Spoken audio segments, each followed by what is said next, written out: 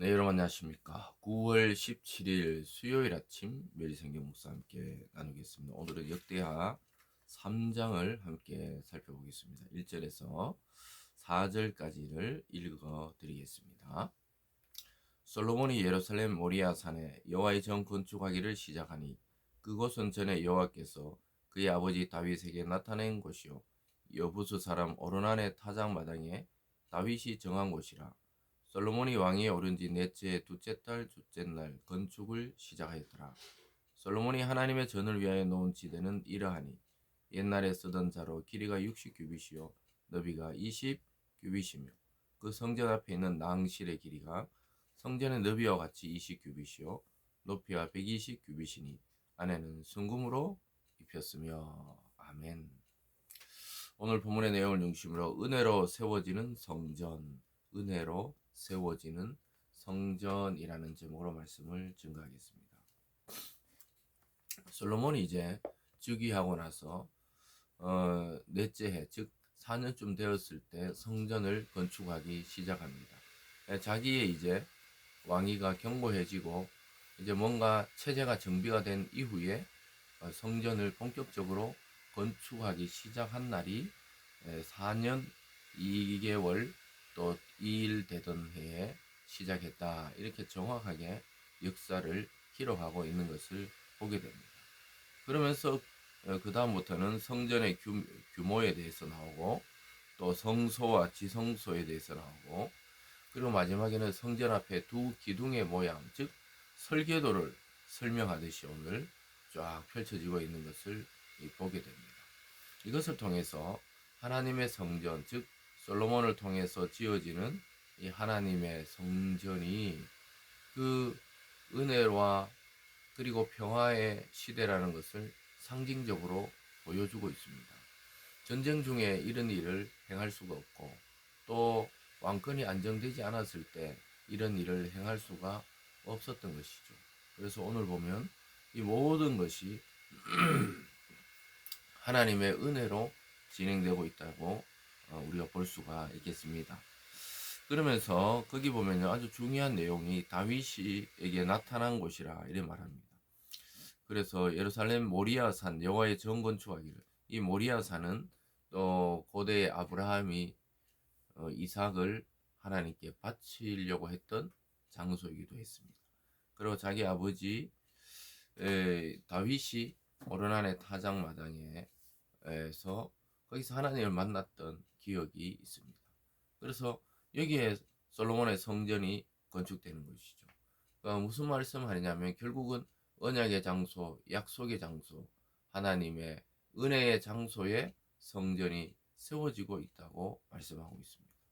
그래서 이것을 오늘날 우리가 신약으로 영적인 면을 해석하자면 신약에는 그리스도 안에서 저와 여러분 성도가 바로 성전의 벽돌입니다. 그래서 이 신약의 성전은 어느 특정한 교회나 건물을 말하는 것이 아니라 하나님을 믿는 자들의 모임을 성전이라고 합니다. 그래서 눈에 보이는 성전, 우리가 그래서 예루살렘에 성지순례 간다. 사실 이 말도 맞지 않죠. 기독교는 성지가 있는 곳이 아니죠. 그래서 그냥 예수님의 발자취를 따라 순례해 본다. 뭐 이 정도지 성지가 있고 성전이 있는 것이 아닌 것이죠. 그래서 오늘날은 저와 여러분 성령 받은 사람이 바로 거룩한 영적 성전이 되는 것입니다. 그런 자들이 모일 때 교회가 되는 것이죠. 그래서 교회는 에클레시아라 그래서 불러낸 사람들의 모임입니다.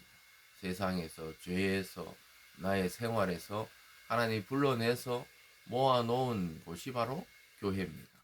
오늘날은 교회 하면 자꾸 건물, 어느 교회 건물을 생각하는데 신약에서는 건물을 지칭한 적이 한 번도 없습니다. 그래서 저와 여러분처럼 믿는 자들이 서로 연결되어서 지어져 가는 것이 영적 성전입니다. 이것을 잘 이해해야 돼요.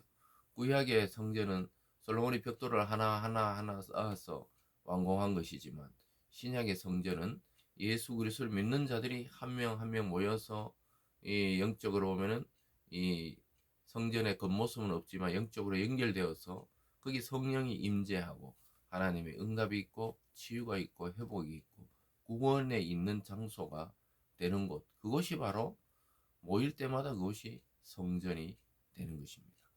그런데 특징이 뭡니까? 구약의 솔로몬의 성전이나 저와 여러분과 같이 우리가 그리스도 안의 영적 성전이나 이 모든 것은 전부 하나님의 은혜의 터 위에 세워진다는 것이죠. 솔로몬도 자기 아버지 다윗의 믿음을 따라서 준비해뒀던 것을 솔로몬이 완성을 하게 되는 것이고, 그것이 하나님의 은혜인 것이고, 우리도 그리스도께서 이뤄놓으신 구원의 모든 과정을 통해 우리가 이제 그리스도 안에서 하나님의 자녀가 된다는 자체가 은혜의 그러한 하나님의 은혜의 행위라고 볼 수가 있습니다. 그래서 구약의 건물 성전이든 신약의 지금 영적 성전이든 우리의 힘이 아닌 하나님의 은혜로 지어졌다는 사실을 우리가 반드시 기억할 필요가 있는 것이죠. 그 다음부터 3절에서 거기 보면요, 3, 4절은 성전의 규격과 현관의 모습을 보여주고 있고요.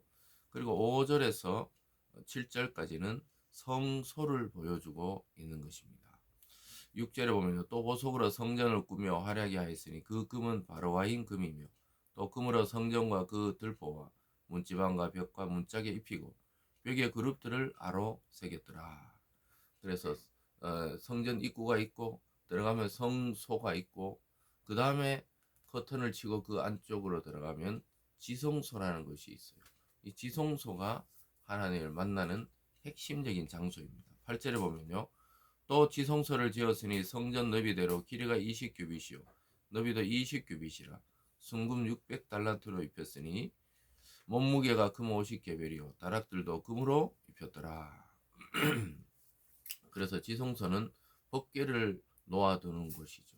법궤는 이스라엘 신앙의 핵심이요 성전의 핵심이었습니다. 그곳에는 1년에 한 번 대제사장이 들어가서 하나님께 속죄하는 그런 대속죄일에 대제사장이 들어가서 유일하게 하나님을 만나는 시간이었습니다.